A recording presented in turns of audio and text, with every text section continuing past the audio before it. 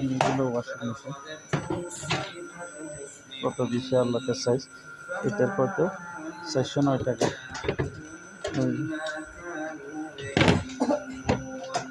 এটা শুকানোটা আর এটা ওয়াশার।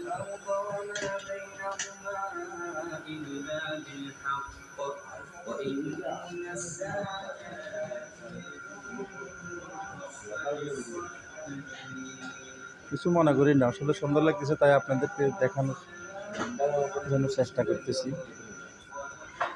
এগুলো সব মশলা চুরানির মেশিন, যেগুলো বিভিন্ন কালারের আছে,